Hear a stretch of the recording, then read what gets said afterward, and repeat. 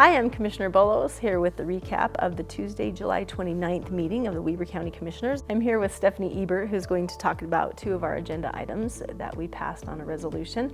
Before that, I just want to highlight our new business licenses. We had a short-term rental, a long-term rental, and also a hardware installation company that we approved today. So, Steffani, we had two budget amendments. Would you like to talk about those? Sure. Yes, so every year in the fall we spend several months anticipating what our budget needs are going to be for the next year, and we try to do the best job that we can, but there are always things that come up, and so we have to go in and amend the budget, and we do that quarterly to capture all of the budget changes that have happened the previous quarter. And by statute, in order to do that, we have to have a public hearing.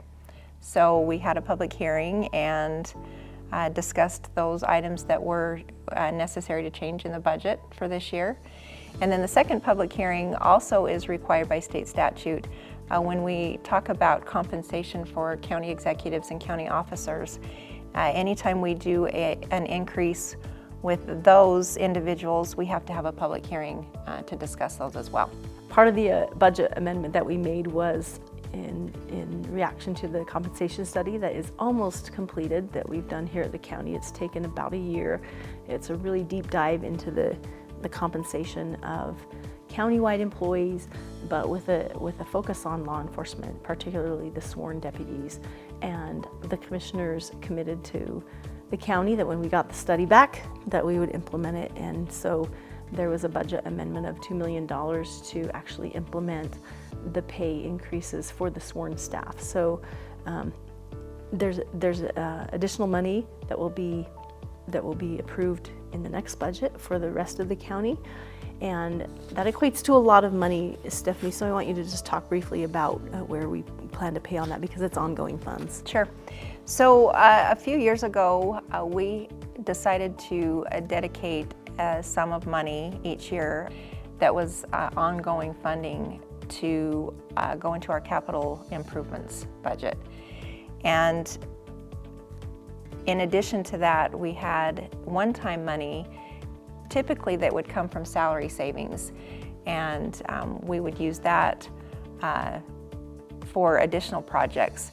We're going to actually reverse that, and we're going to take our ongoing money that we had set aside for our capital improvements.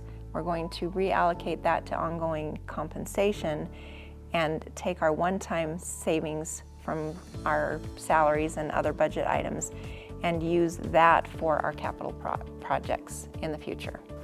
So yeah, we knew that this would be a big impact, especially as we saw those numbers come back. We want to make sure that we can find the money other places, and while it means that we'll have to save a little longer for some of our capital projects, we're going to be able to take care of our employees without increased funds. Right. Our hope was that we could implement the compensation study results without having to do a tax increase, and so that's how we came up with this plan. Yeah, so we're really careful about that. So kind of big news for the county employees, but the commissioners are committed to keeping our good employees here and making sure that we compensate them fairly. And so this study was very important to us, and was the first time that it's ever been done in the county, a study of this depth. So we're really excited about that and its implementation. So thank you for joining us. We'll see you next time.